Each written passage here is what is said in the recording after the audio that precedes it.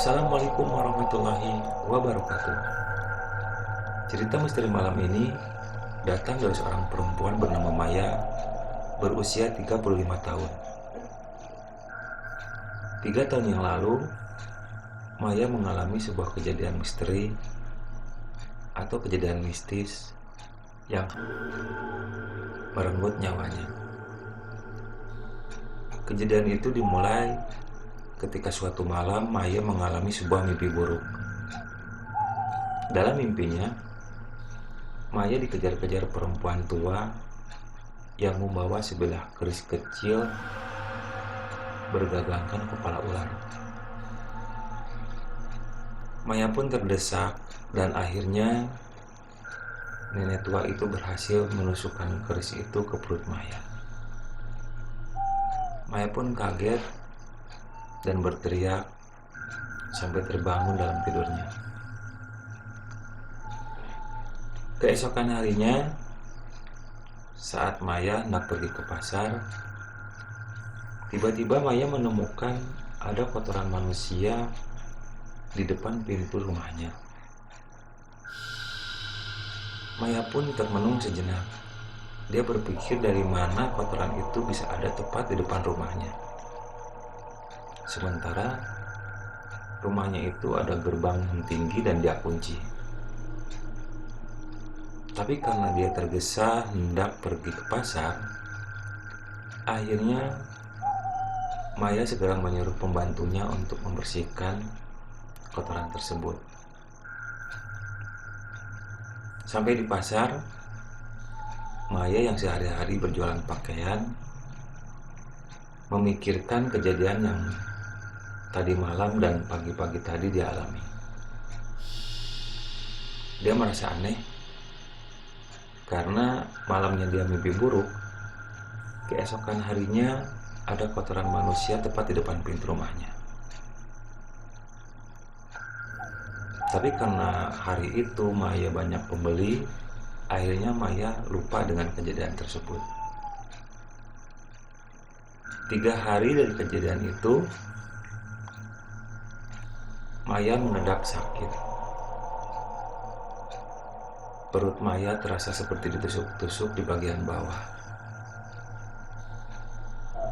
Sehari semalam, Maya merasakan kesakitan seperti itu. Suaminya membawanya ke dokter, tapi tetap rasa sakit itu tidak pernah hilang. 2 hari kemudian, rasa sakit itu sembuh. Tapi tiba-tiba setiap Maya mau buang air besar, darah mengalir begitu banyak keluar dari kemaluannya. Setiap hari kejadian itu semakin menjadi-jadi. Seminggu kemudian, bahkan Maya sempat pingsan mengetahui kalau kloset tempat buangan air besar penuh dengan darah. Akhirnya Maya coba berobat ke alternatif. Menurut pengobatan alternatif, Maya mengalami sebuah penyakit di dalam rahimnya. Tapi menurut dokter, rahimnya baik-baik saja. Obat dimakan terus, ke dokter datang terus sampai dicek ke lab. Ternyata hasil cek lab itu rahim Maya tidak ada masalah. Begitu juga dengan penyakit wasirnya. Akhirnya Maya pun drop. Dia sempat dirawat di rumah sakit karena dia pusing, bingung, dan kecapean memikirkan penyakit yang tak kunjung reda. Setelah berobat ke dokter dan alternatif tidak membuahkan hasil, akhirnya Maya dibawa oleh suaminya ke seorang dukun. Setelah terlebih dahulu dimandikan dengan air kembang, suami Maya disuruh membeli seekor kambing berwarna hitam. Kambing itu oleh sang dukun dimandikan dengan air darah kambing tersebut. Keadaan malah semakin parah. Seminggu setelah Maya pulang dari tempat sang dukun, Maya kembali mengeluarkan darah dari duburnya. Maya kemudian dibawa ke rumah sakit, akhirnya dirawat dan dia pun sempat koma selama 1 bulan. Selama Maya keadaan koma, dokter tidak menemukan penyakit apa-apa di tubuh Maya.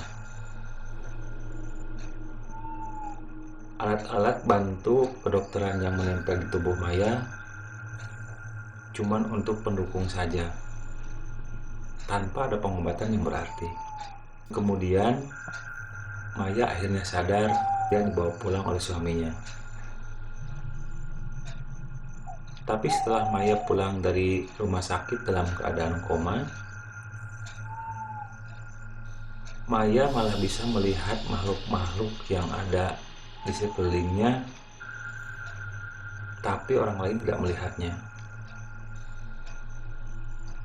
Saat turun dari mobil, sebelum Maya sampai ke rumah, Maya sudah menjerit-jerit ketakutan karena di depan pintu menurut Maya ada nenek-nenek menghalangi Maya agar tidak masuk ke rumahnya.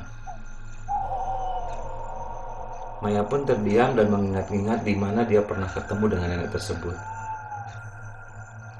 Ternyata nenek tua itu adalah nenek yang pernah hadir dalam mimpi Maya yang menusuk perutnya. Dan Maya pun menceritakan kehadiran si nenek itu di rumahnya kepada suami. Akhirnya 2 hari kemudian, suami Maya mengundang seorang ustadz ke rumahnya. Dan ustadz itu menceritakan bahwa di rumah Maya terdapat sebuah makhluk yang didatangkan dari sebuah karang di pinggir laut. Makhluk itu disuruh seseorang untuk menyakiti Maya agar Maya selalu dalam keadaan sakit. Dan ustadz itu juga menjelaskan bahwa orang yang mengirim makhluk tersebut terkait dengan hutang piutang. Maya akhirnya mengingat-ingat siapa yang telah dihutangi olehnya. Dan untuk diketahui, selain Maya berjualan pakaian, ternyata Maya seringkali meminjamkan uang untuk modal usaha kepada teman-teman ataupun para sahabatnya. Dan akhirnya Maya pun sadar ada seseorang yang dia telah kasih modal, dia dukung usahanya, ternyata orang itu nggak mau membayar hutangnya sebesar 50 juta. Dan Maya pun terus menagih, akhirnya terjadi percekcokan di antara Maya dan sahabatnya tersebut. Sahabatnya kemudian membayar uang Maya yang 50 juta. Tapi semenjak itu, Maya mulai mengalami sakit-sakitan.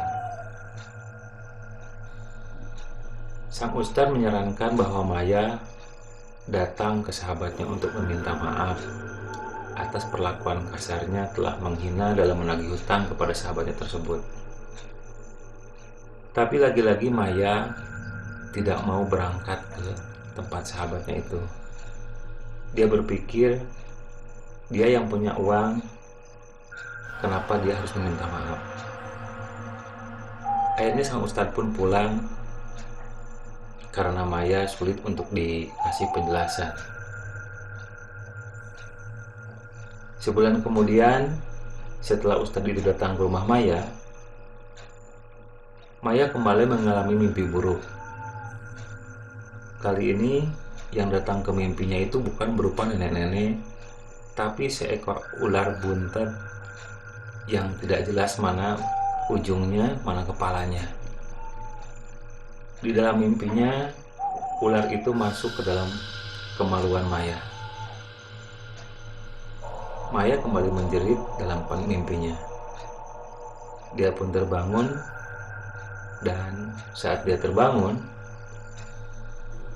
kasur tempat dia tidur udah penuh dengan darah. Dia menjerit-jerit, akhirnya pingsan. Kemudian sang suami akhirnya membawa Maya kembali ke rumah sakit. Maya dirawat lagi selama seminggu, didiagnosa, diperiksa, ternyata tidak ada lagi penyakit di dalam tubuhnya. Akhirnya dokter pun menyarankan bahwa Maya dibawa untuk pulang. Setelah sampai rumah, Maya kembali melihat makhluk-makhluk yang dulu sebelum Ustadz datang kembali berada di rumahnya. Tapi kini jumlahnya lebih banyak. Dulu yang di rumahnya cuma ada perempuan sama makhluk tinggi besar satu di tengah rumah. Tapi sekarang Maya menemukan lebih banyak makhluk halus di rumahnya. Mulai dari pagar depan, di depan pintu, dan di dalam kamarnya pun ada makhluk halus yang telah menunggu kedatangan Maya dari rumah sakit. Makhluk itu semua sudah mengancam Maya bahwa akan membunuh Maya. Maya pun akhirnya ketakutan dan kembali mengundang sang ustadz ke rumahnya. Maya kembali diruqyah oleh ustadz tersebut. Bahkan kali ini tempat tinggalnya pun dinetralisir dari gangguan-gangguan makhluk halus. Saat ustadz itu membersihkan atau menetralisir kamar tempat tidur Maya, tiba-tiba dari kolong tempat tidurnya keluar sebuah makhluk hitam kecil menggelepar-gelepar seperti kepanasan. Makhluk itu berupa ular kecil sebesar telunjuk orang dewasa. Kemudian oleh sang ustadz, ular itu dimasukkan ke dalam toples dan dibuang ke salah satu sungai dekat rumah Maya. Suasana setelah dinetralisir sedikit tenang. Bahkan Maya pun tidak lagi keluaran darah dari kemaluannya. Tapi setelah 2 bulan berlalu, kini di rumah Maya ketika malam hari sering terdengar suara orang jalan kaki di atas gentingnya. Maya dan suami lagi-lagi kaget dan ketakutan. Kok ini makhluk gak berhenti-berhenti meneror mereka. Dan ternyata di sela-sela kepanikan Maya dan suaminya, Maya teringat ucapan sang ustadz pertama datang ke rumah Maya, bahwa dia harus meminta maaf kepada temannya yang dulu dia pernah hina karena meminjam uang telat membayar. Maya mencoba mencari rumah Erna.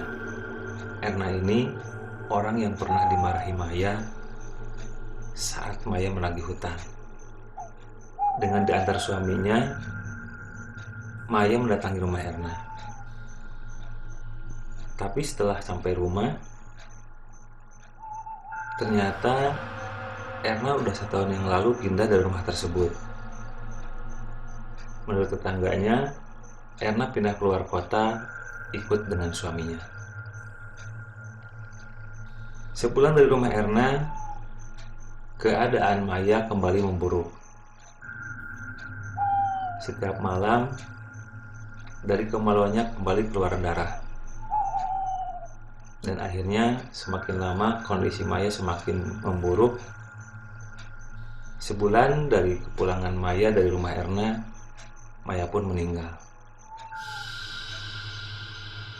Mudah-mudahan dari cerita ini sahabat semua dapat mengambil hikmahnya. Wallahu a'lam.